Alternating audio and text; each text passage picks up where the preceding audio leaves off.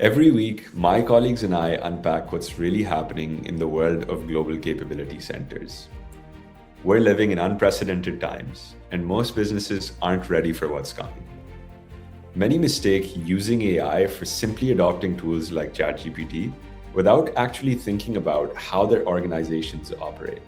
For example, how Ashish Vaswani has built RNJ model, their first open source model described as a world-class 8 billion base plus instruct pair. Or, for example, how companies are setting up their entire data value chain to acquire highly specialized expert data sets by setting up global capability centers in South Asia and South America. The real shift is happening elsewhere. Some companies are building their own models, others are embedding AI deeply into custom workflows. But many are securing long-term advantages around compute, energy, data, and most importantly, access to global talent. At the heart of it all is this: the future belongs to companies that can tap into the world's most capable, ambitious, and underutilized talent pools and turn them into a strategic advantage. In the GCC podcast, I sit down with operators, founders, and leaders to explore how the world's most important businesses are building global capability centers. Not just to cut costs, but to acquire proprietary data, develop custom AI systems, and transform their products, services, and workplaces into truly AI native organizations. This is a podcast about how global businesses are being rebuilt from the inside out. So, Mistral AI is apparently in advanced discussions to establish a GCC, Global Capability Center, in South Asia, and they're starting with engineering, excuse me, but they're explicitly like designing it from the ground up in a way that it's sort of designed to mature into like frontier AI R&D. Why is a European frontier AI lab choosing South Asia, apart from obviously cost advantage, for core R&D? Like, what is really changing here? So, I mean, Umar, the first thing, I mean, I'm not sure how many people know about Mistral. Mistral has an incredible has an incredible performance on coding benchmarks. They for a very long time they were at the number one. So it's a French AI company. Anyways, yeah. So I think this signals probably the death of the traditional offshoring. I mean, historically we thought of offshoring as that execution myth. We had that, like, if offshoring means execution. I think what we really need to understand is, like, talent density has crossed a threshold where research gravity can form outside the West, right? So, I mean, setting up GCC doesn't mean like delivery centers. They're basically the brain centers.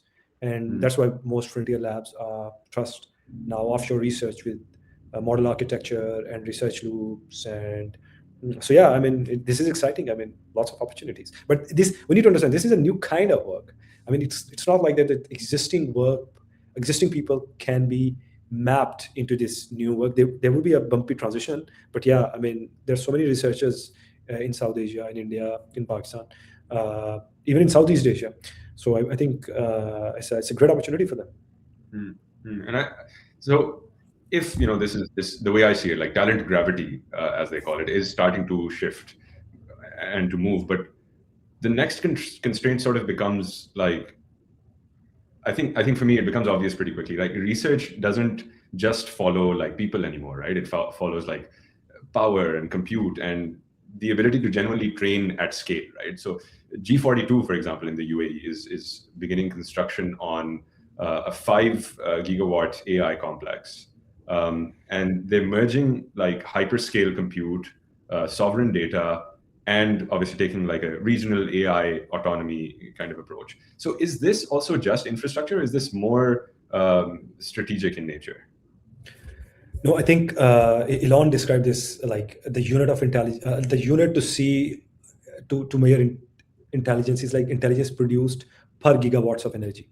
That's the unit, right? So, I mean, energy is as Alexander Wieser-Gross is like, it's the innermost loop, right? It's the only thing that matters currently. So yeah, I mean, compute. I mean, if you know, I mean, for example, if I talk about US before I come to G42, so US has an incredible talent density when it comes to research. But what's challenging currently is, like, in the last 10 years, China has produced enormous amount of solar energy, and they're moving most of their consumer base, that homes, onto the solar, and then making that national grid available for this data and AI work, this compute to power these data centers, right? So US was thinking like, okay, what are the options for the US? One was like, okay, this, can they replicate the same model in US? Yes, they are doing it already. They're trying to free up lots of their energy to power these data centers, to power these compute infrastructures by reallocating national grid to the data centers, and probably bringing the home consumers onto the solars. But that would take some time. So they thought, okay, maybe they can set up the grid data. They can set up data centers in Saudi Arabia, for example, and in space, right? So so it means, why I said all of that was like, we need to understand why compute and energy is important.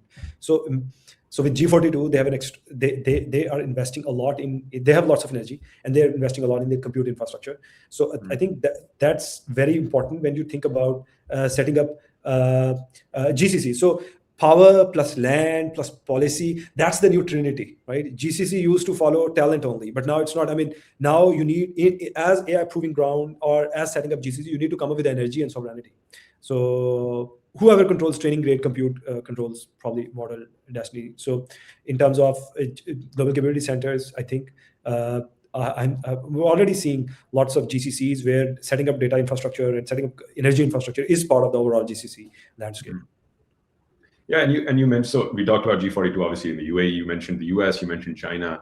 I think what's interesting is also that this is not just a story, as of late, especially about large resource-rich states, right? I think smaller countries are also responding, but they're doing it in a very different way. And in some ways, it's also actually more decisive than the larger counterparts. Lithuania, for example, has launched a national AI center of excellence at this university. I forget the name. I think it's Kaunas, I believe. So yeah, they're setting this up as a national AI center of excellence. And what that's doing is it's tightly sort of combining academia and patents and in some cases even enterprise pilots. What would you have to say about like these smaller nations that are moving faster, and some may argue? Clearly, it's easier. I mean, Umar, moving things in government is it's not an easy thing, right? Yeah. I mean, in Code, I've been working with the government, and it's so hard to move things there, right? So the bigger the government, the harder is the infrastructure to move things from. But yeah, smaller states, they can perhaps rewire faster, and they also treat GCCs as national leverage points. So you talked about this country, but I mean, there are the other countries, for example, Chile, Vietnam, Philippines. So all those countries are doing a lot of work in terms of AI adoption in the government, because the governments are small and they can move things quickly. So yeah, I mean,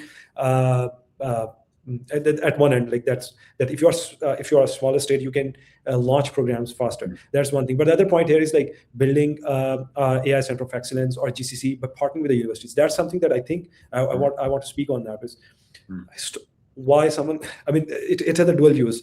Historically, universities, but I mean, you go to the universities to learn, right? I can tell you, like, for example, if that's your goal, you don't need to go to the university. And I can see, like, in next 10, 15 years, universities would be, I'm not sure if people would go to the universities to learn. So what to do of those massive infrastructures that have a legacy of more than 1,000 plus years, right? The university has been a very old enterprise. So Oxford, I think it was founded in 1200 or something like. So we need to remodel all those universities, because they're the talent gravity. So think about LUMS. So, we partner with LUMS, right? If you open LUMS computer science faculty, you find people from Harvard and MIT and Sydney, UT Sydney. I mean, you don't find these kind of researchers in the workplaces, right? They prefer to go to the universities, right? Now, how to tap into those? Like, if someone wants to work with Code Ninja, and probably they want to build something on top of spiking neural networks, right? SNNs. Or, for example, if someone is, for example, coming up with this new approach of diffusion model, or, for example, using, or, for example, trying to change the configuration of gradient descent, right? Mm. Engineers can't do that. You need lots of researchers, right? And that's the kind of work when you're setting up GCC. So I think this one thing that we need to think of is like how to partner with universities. So I won't name, but he's kind of mentor. So he has a lot of experience working with the universities in US. So universities doesn't know the concept of deadlines. So there are challenges, but I think that's what we need to cross that, and we need to move to the other end where we can transform universities into the, let's say, GCCs, and help universities reinvent themselves, and also fill in that talent gap, fill in that density gap. So for example, if you want to train language model and you're using strategies, let's say as I said, like you are using diffusion model, and probably the best way to look at, for example, if you are in London, is to look for Oxford maths department, right? So, but they don't work in the workplaces. So how to think about it? So that is very important part when it comes to GCCs in South Asia. Your goal, your playground. That if companies are setting up their GCCs, it's very important to very important that as part of those GCCs, bring universities into the picture, so we can advance research, not just train models with the data sets. And I also think, like you said, advanced research, right? I think the true advantage, and we talked about speed in previously as well. I think that entire sphere of advantage actually starts to show up when research stops being just academic, right? And it starts aligning genuinely with national level priorities, right? I think that's a very sort of, it's just something that I've started to see. I've started to notice. Perhaps it's because of the kinds of conversations I'm having, but this is something that I've really started to see more. And even if you look at sovereignty and at a national level, the kind of work that's happening, UK's Department of Science, Innovation and Technology has partnered with Google DeepMind. Okay, and what they're doing is they're working to deploy an automated AI robotics lab specifically designed for materials discovery, which is something that is so interesting. And I know you're pretty passionate about this as well. I think this is so interesting, because this is really where the line between like public policy and then genuine frontier AI work, right? It starts to kind of blur in the middle. And it's such a nice niche to be in. We're seeing this a lot in Saudi Arabia as well. But generally, what does it mean when frontier AI labs like Google DeepMind integrate directly into government priorities? I think when I was doing my degree from GK, there was a program, Material Science and Engineering. At the time, I think it was the most fascinating program, right? And was completely misunderstood. Most of the material science students, when they graduated, they were doing sales jobs and things like that. But one of the most, if there is any engineering left, I would say it's materials engineering, right? So, and I've studied two courses, MM101 and MM102. It's so fascinating to study about materials and stuff like that, right? That's where lots of latent research and discovery is available. So yeah, that was just on my my passion for materials. But yeah, in terms of, I think there are certain initiatives that only governments can take, right? So Imad Mushtaq built they've announced in FII about SAGE. It's basically, I think of it as like Saudi AI for government policies and regulations, right? And the goal was like, how can they just strip lots of regulations that just curtail innovations, right? So so it's an AI center of excellence in Saudi. But that was the initiative taken by the government. This partnering with DeepMind with the government and in the frontier discovery for materials. That's, governments used to come forward and work with these labs. Labs, for example, or small startups, sometimes they don't have an access to the government, and governments people are not currently at the stage where they can understand how can they apply AI and cross in all these frontiers. So yeah, one thing, this partnership needs to be better. But there's another thing. Why?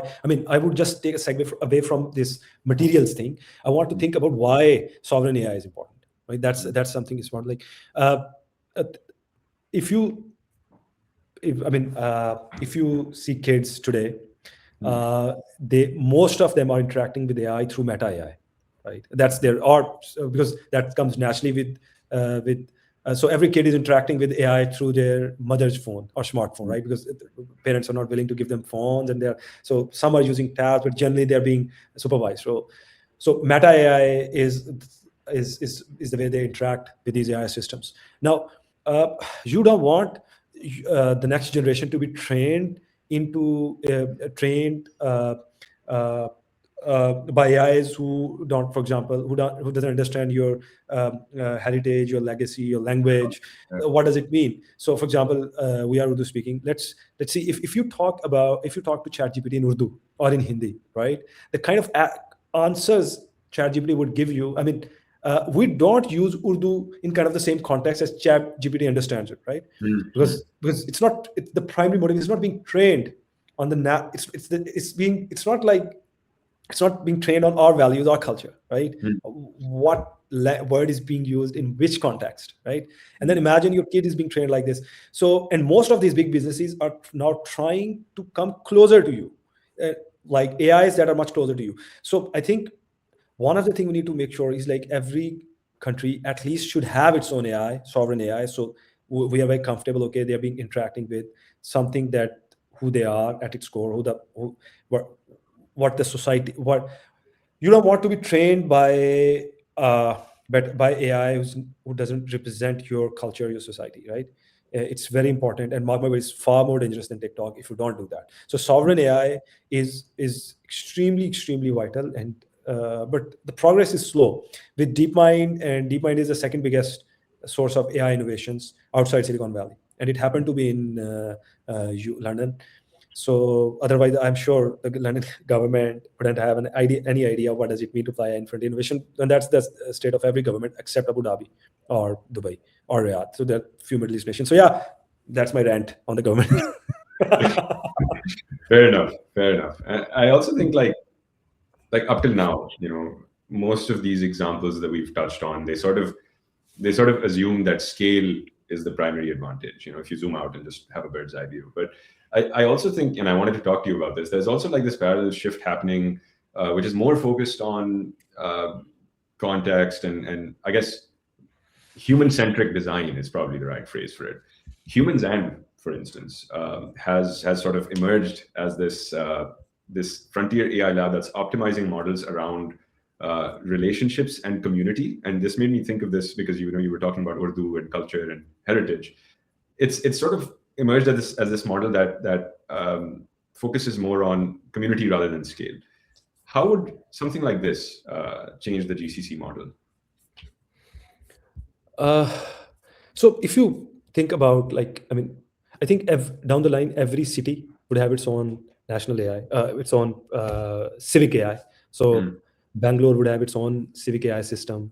Think of it like government. So why city governments exist, or why government exists? Government's role is to have the people who can think on behalf of people, right? So they said that's condensed group of intelligence, if you like to call it, who have the power, who have the intelligence, who have all these things.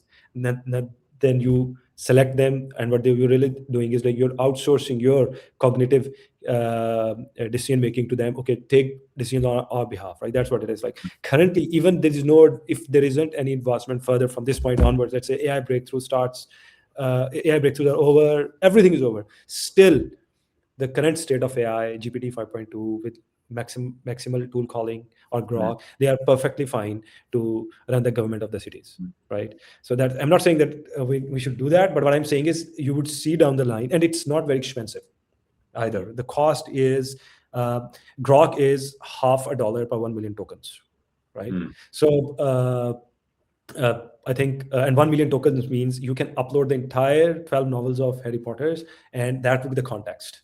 And you can have that level of context within the same chat. So that's what 1 million. So I think this is civic AI is what we are seeing. And when you talk about GCC or AI proving grounds, it would matter which city is more adaptive when it comes to AI than others. So for example, if you are setting up a GCC in Bangalore rather than Hyderabad, or in Lahore rather than Karachi, it would matter.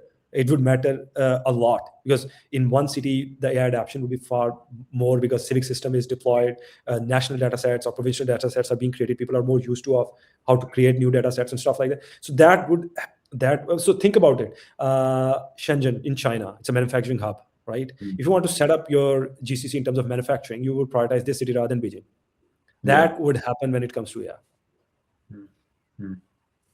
And I like, yeah, I mean, I think that makes sense, right? Innovation at the end of the day can sort of be like decentralized around context. And so that brings me to the next question, like, which is whether coordination, you talked about civic AI, coordination, does that still need to be centralized? Because an example, like this will probably set the context for you. Sentient AGI, which is backed by Polygon and Founders Fund, has launched or is in the process of launching decentralized AI research that is actually outperforming closed models on agent benchmarks. Right? Just think about it. I mean, essentially, AI, it's basically a decentralized research. I mean, historically, we thought probably you can only build GPT-4 or ChatGPT and AI by just making people, having people in Silicon Valley or maybe in London, in DeepMind, or maybe in France, Mistral. But think about like the research has been truly decentralized, and that's a good thing. And I think of decentralization not just as a talent density has been scattered across the geographies, but it's also about open source. So you think about, I mean, in your introduction of the podcast, you talk about Ashwin Vaswani, RNJ model, right? It's basically an open model, right? It's been, Ashwin was actually behind that paper, very famous paper, Attention is All You Need, right? He was basically the part of Google at the time, Transformers and all that. So it's an open one. And it's think about it, like, I mean, he's built the RNJ model. We talked about it. It's 8 billion instruct pairs. It's incredibly powerful. Decentralization is not only about in terms of talent geography, it's also about how open source models. So rather than 10 people contributing, 10,000 plus people are the contributors. For example, Stable Diffusion, Stability AI, it's an open source model that is basically a precursor of DALI. So all these major labs are actually basically they're building on the shoulders of the giants. So yeah, decentralization is important, but in both terms, not in terms of talent geography, but also in terms of open source capabilities. I think you've already partly answered this question, but I want to throw it back at you again because I want to kind of pick your brain a little bit. Can these decentralized labs like really compete with big tech, like just straight up? Paul Graham talks about this a lot. How speedboat can compete with Titanic, right? So of course, I mean, if you're smaller, if you have a high velocity, it's not like just decentralized. It's well, like most of these startups are much smaller than, let's say, Anthropic or ChatGPT. So I think at the end of the day, I mean, if you see ChatGPT was an AI lab, why Google? I mean, have you ever thought like that? I mean, which company? I mean, have you ever thought that we would live in a world where Google search we would think about Google search like Yellow Pages? Have you thought about it? I mean, no. I mean, think about it. Like an AI lab has just disrupted their business model. Literally. Right? I mean, we lived in an era where for 20 years we just were hooked to SEO and those racks, and there were ads of things we never wanted to buy. Right? So that was the Google business model. So have you ever thought of like that Google would be replaced by an AI lab in terms of search? I mean, Google is still is leading AI, but what I'm saying is yes. I mean that's exactly it should be and why it's happening. And it's doing. I mean, think about DeepSeek. I mean, DeepSeek wasn't even a company. I mean, there were some researchers who built this, funded by this other group. But think about it. Expect more deep. I think people are not noticing RNJ model is a DeepSeek moment. What Ashish was talking about. So expect more of I mean, that is going to happen. Yeah, it is. Only bottleneck probably is not in terms of talent, but in terms of energy and compute. It's expensive and still. You need a lot of GPUs, and you need, but that too has made is in terms of infrastructure. Tinker, for example, a company by Thinking Machines, product by Thinking Machines. Murthy is the CTO of OpenAI at the time. She built Thinking Machines, and they have launched their first product called Tinker. So Tinker, what Tinker does is so for example, if you have to train that whole language model, you have to understand and go into the plumbing and complexity of GPU GPU infrastructures, and also that research breakthroughs and research infrastructure. So Tinker is an API for developers. You can train language model now. So it's not that big a thing. Or for example, NanoChat by Andre Karapathy. I mean, it's 3,000 lines of Python script, and you can. It's not that hard. I mean, if you really think about AI, it's all about adjusting the gradient descent and they're setting and adjusting with the loss function. And that's one thing in terms of breakthrough. And the second is just find a way to create national level data sets, high quality data sets. So yeah, I mean, you would expect Code Ninja to launch a model. Maybe I will be working on something and I haven't told you about it. Well, maybe we can talk about that in one of our future episodes then. But no, that's I think I would agree with that. I think I would. And you touched on a few things. I think that made me want to shift the conversation towards training and collaboration, right? I think so. Bagel Labs is doing some very interesting work around monetization for taking like a collaborative AI training approach beyond just hyperscalers. Why would you say monetization is such a big deal? Just because I think decentralization, it works like conceptually, but if you think about it, it also breaks down economically unless like incentives are designed in an efficient way, in a correct way. So talk a little bit about like why monetization is such a big deal. I mean, of course, monetization, how would you accrue value? So monetization for training is important. So first of all, what it is like, think about it is like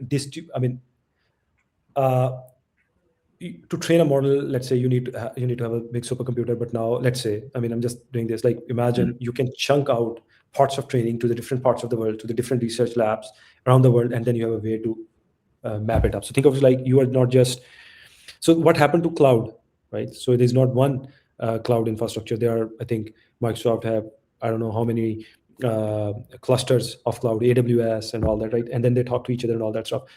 In terms of training, is that a possibility? So yeah, and if it's possible, then probably you can train an AI model and be a part of this big group, and you're using the compute of your laptop. I'm just giving an example, or MacBook, to train that model and be monetized. Would you like it? I mean, if someone gives you money at night that, okay, Umar, I need your laptop and MacBook to run for 8 hours, and then I'm just gonna harvest some parts of that compute and then train AI model. Would you be okay with that? And you're gonna get this much dollars, and that would be happening all in your sleep time. Would you be okay?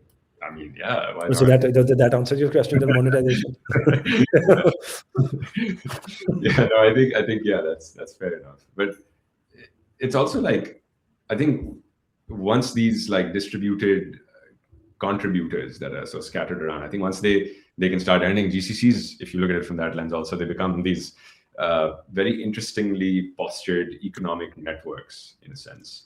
And I think that while these distributed models are emerging, obviously these incumbents are also adapting, right? And they're doing it in a very quiet but deliberate way, I think. For example, Meta has quietly shipped its first internal super intelligence aligned models. Is this like Meta like catching up, or is it more changing direction? If I ask you, I just want to speak on a bit on Meta. If I ask you which of Meta is this big business, the product you are currently using, and that belongs to Meta, what's that product? Like, for example, do you use any product built by Meta currently? Oh, are you talking about like wearables and such? No, not wearables. Any other product? I mean, if not wearables, but any other product, like. Not really. No, I mean, what Meta built in last 25 years? It's a great acquisition house. Yeah, that's what I was. We should think of Meta as bending spoons.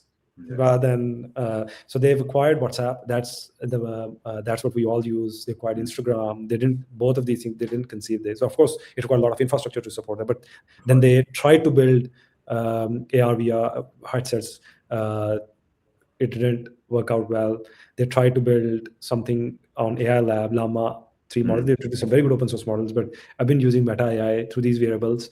But if you are using ChatGPT and you're using Grok, it sucks big time. So, I haven't seen in the past any ground up innovation coming out of Meta. So but they have a very good acquisition capability. So let's see who they acquire now. That's what I think. So first super intelligent lab, I'm not sure how it's going to play out. I don't know. They've acquired Manus as well. They've acquired Scale AI. I don't know why they've acquired Scale AI. But yeah, what they're looking for. Why you need a company of data annotators? I don't know. So I don't know. So there's lots. I don't know. What is that intelligent super intelligent. I don't know what internal super intelligent. I'm sure if they would have made it external, still nothing would have changed anyways. Yeah, I think so. Let's bring it back. You talked about data. I think data, compute, control, all of these things are kind of being now treated less as assets and more like sovereignty. I think a sovereign AI consortium is also like forming across EMEA, which involves companies like Accenture. I know Dell's a part of it. I think Palantir is also, NVIDIA as well. And what they're doing is they're working to build these regulated AI data fortresses. Why are these enterprises acting like nation states? Like, where is that coming from? I think data, we've been talking about, I mean, everyone's talking about data is the new oil. There was a post when this got 2014 or gas, and it didn't become a new oil for the whole 10 years. So people thought, no, data is not an oil. Then there was a deep mind.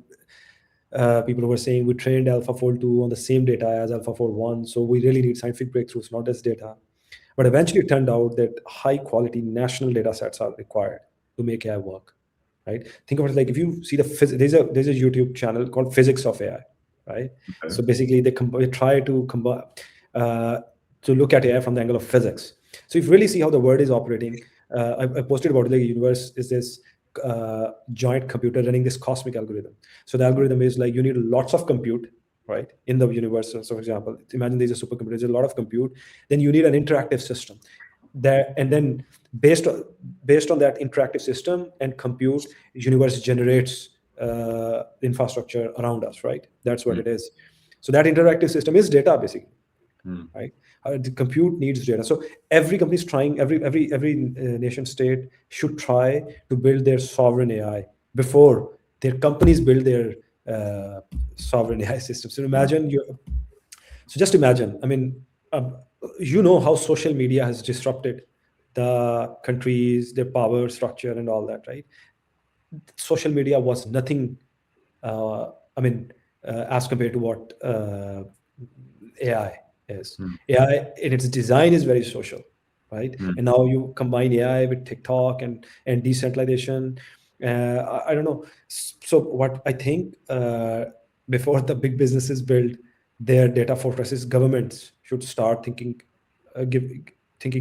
about how they can build their sovereign AI infrastructure. Imad Mushtaq is doing an incredible job here. Imad, I'm not sure if you. I talk. I think in my podcast, I refer to Imad Mushtaq a lot. Imad also met with Bilal bin Saqib. So he's a hero, for example, when it comes to sovereign AI. He's a big Bangladeshi mathematician and computer scientist, but people know him as the founder of Stability AI. He's also Stable Diffusion. There are 300 million downloads of Stable Diffusion model, right? So he's a founder of that, and because he has Bangladeshi heritage, so he speaks a lot on what's going on in South Asia and emerging world. So he met with Prime Minister Shehbaz Sharif as well. So I think he has done this groundwork of building these sovereign AI infrastructures, and most of his work is open source. So his company called Intelligent Internet. I did one podcast on Intelligent Internet with Rafia too. So I think the infrastructure is there, the PCs are there, the scaffolding that's required is there. Built, Imad has done all the groundwork. I think what we need to make sure is how to convince our governments to build their sovereign AI systems.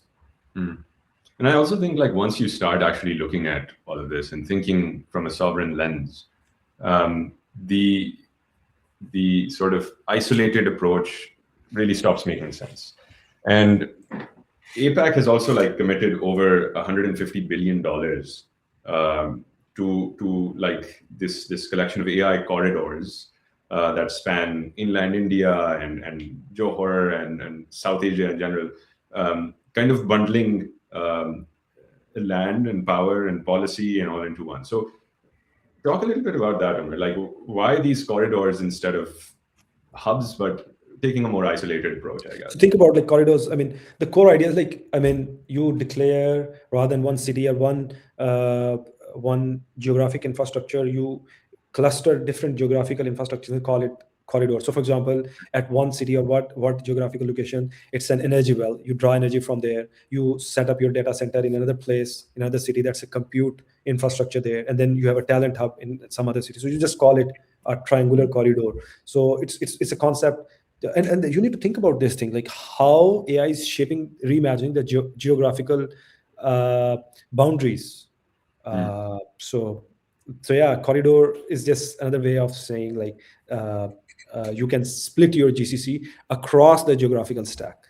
Yeah, it's interesting. And I think also, like, if you take that logic to its endpoint, I think the final bottleneck as we close is like less about infrastructure or capital. I think it's more about the human interface itself in that sense.